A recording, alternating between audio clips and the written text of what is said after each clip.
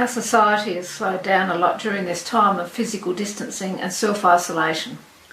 There are less cars on the road, less people at the shop, and even though it's been school holidays, the playgrounds and parks are quiet. Some days it feels like time has slowed down as our normal activities have been suspended and as we make a conscious decision to stay at home. The slowing down of time has its benefits. People are taking time to reflect and think about their priorities for when we return to normal. Others are developing new skills, taking up a craft, learning a language, and making sourdough. Families are spending more time together playing board games, having picnics in the backyard, and using digital technologies to keep in touch. It's not all fun though. Staying at home with not much to do can become tedious and lonely. This year has been described like this: 2020 is a unique leap year. It has 29 days in February, 300 days in March and 5 years in April. The Gospel readings set for the Easter season make it feel as if time has stood still. For 3 weeks in a row we have heard an account of the events that took place on the first day of the week, on the Sunday after Jesus had died on the Friday. The reading from the Gospel for Luke, according to Luke, suggested for the third Sunday of Easter is set on that Sunday. Now on that same day. On that same day, 2 of Jesus' followers were walking from Jerusalem to a village called Emmaus. As the two walked, they talked about all the things that had happened. And boy, was there plenty to talk about. That very morning, some women had gone to the tomb where Jesus' body had been laid just a few days beforehand.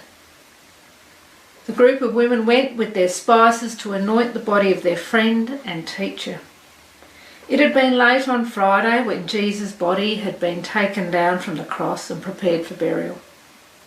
The sun was setting, the Sabbath was about to begin, and no work could be done on the holy day of rest. The Sabbath finished at sunset on the Saturday. On Sunday morning, the women were able to go to the tomb, so they got up early to complete their unfinished business. When the women arrived at the tomb, they found that the stone that had covered the tomb had been moved. They looked inside and found that the tomb was empty. And the women went from feeling confused about the missing body to terrified when 2 angelic figures appeared and spoke to them. The angels told the women that Jesus was not there because he had been raised from the dead, as Jesus himself had told them would happen. The women left the tomb, and as they walked back to the others, they discussed what they had seen and heard. They discussed what Jesus had said during his life and ministry. The women remembered. They remembered that he had predicted his own death and resurrection. At the time it had not made sense, but now the women have seen the evidence for themselves. Now it is real. The women arrived back at the house where the others were laying low. They were a bit lost now that Jesus was dead, and they were worried about the authorities, so they were staying at home. The women told the male disciples what they had seen and what the angels had said, but the men thought it was an idle tale.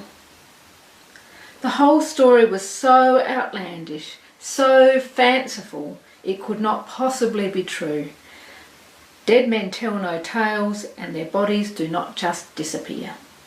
There must be some other logical explanation for the missing body. While the group sat around discussing the events of the past few days and the story from the women, Peter got up and went to the garden where the tomb was located. Peter ran to have a look for himself. When he arrived, he looked inside the tomb and saw nothing but the linen cloths that had been used when Jesus was buried. There was definitely no body. Maybe the women were right. On that same day, within hours of the news from the women and Peter, after conversations of speculation and disagreements, of remembering and hoping, 2 members of the group decided to walk to Emmaus. As they walked, they talked about what had happened. There's something helpful in the process of walking that helps conversations flow, that enables thoughts and memories to become clearer. As the 2 companions walked and talked, a stranger caught up with them. He joined the conversation and asked what they were discussing, so they told him. Now, the narrator of this story tells us that the stranger was in fact Jesus. It was the risen Christ who had joined them on the road. And it was Jesus who encouraged the disciples to talk about the events that had happened and their feelings about those events. Talking about a situation is helpful, and explaining it to a stranger has further benefits, especially if they are a good listener. Cleopas and his companion had several hours on the road. It was 7 miles from Jerusalem to Emmaus. They had plenty of time to discuss and debate Jesus' ministry and message, and especially the events of the last few days. The travellers had time to discuss their future and the future of Jesus' followers. Sophia Jones Short writes, "When everything is uncertain, everything that is important becomes clear." We too are living through strange and confusing times. It is helpful to talk about what is going on and how we are feeling with other people. Many of us are using the phone more. Australia Post is seeing an increase in letters and cards as people turn to old school technology. Rotary are using Zoom, and we are having family WhatsApp virtual dinners. I read this past week that Lifeline has received a record number of calls as people are becoming more stressed and lonelier in lockdown or as a result of lockdown. We know it is important to keep talking, to process what is going on, to make sense of it, and to keep hope alive. What is becoming clearer is the importance of relationships and human connection. Cleopas and his walking companion explained to the stranger all the things that had happened in the last few days. They talked about Jesus of Nazareth, who they believed was a great prophet. They talked about Jesus' arrest, trial and crucifixion. Cleopas and his friend told their confidant that they and Jesus' other close followers had believed that he was the Messiah, that he was the one who would redeem Israel. They explained that he had died 3 days ago, and now that very morning some women had been to the tomb and found it empty. And there were some angels there who told the women that Jesus had been raised from the dead. But the story seemed so incredible that they struggled to believe it. Talking things through with the stranger helped the travellers to clarify their memories and thoughts and the sequence of events. Then the stranger helped them to understand even more. He used the Hebrew scriptures to put Jesus and his ministry in context, to help the travellers remember and interpret the prophecies of old about a Messiah and the promised kingdom of God. It was so helpful to have an expert to help them understand. During this pandemic, we are thankful for scientists, epidemiologists and health officers to explain to us what is going on in these worrying times. We are thankful for journalists who ask questions that we sometimes haven't known how to articulate, and then for those same journalists to present to us stories that we can understand. We give thanks for musicians, poets, painters and writers who help express how we are feeling and sometimes just bring some laughter and hope. We need people outside our circle to help us make sense of our experience and to find a way forward. The travellers approached the village of Emmaus, their destination, and it looked as if the stranger was heading on through the village, but Cleopas and his friend asked Jesus to stay with us.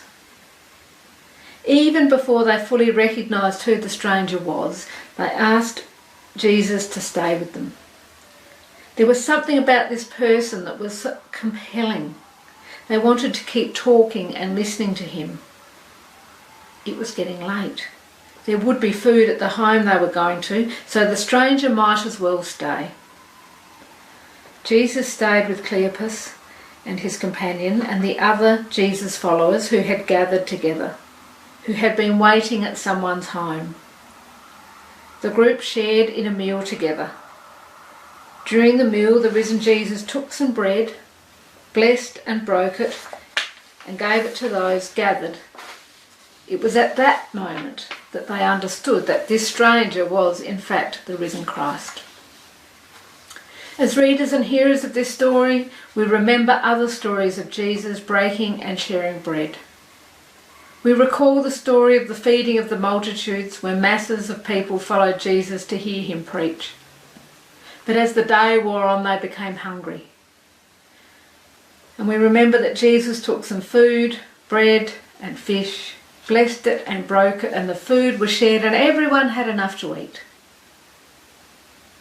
Readers and hearers of this story will also recall the account of Jesus' Last Supper, shared with his closest disciples. It was a Passover meal. After they had eaten, Jesus took bread and blessed it, then shared it with his friends with the instruction to remember him. And after the meal had ended, Jesus also took wine and shared it amongst those at the table and again asked them to remember him, his message and ministry of hope, grace and love. When we are able to gather around the Lord's table, we remember Jesus' Last Supper. We break bread and we pour wine. We receive the elements as we remember and celebrate Christ's ministry in the world. In the holy meal, we remember that Christ is with us. At the table, in our homes, Christ is with us. Amen.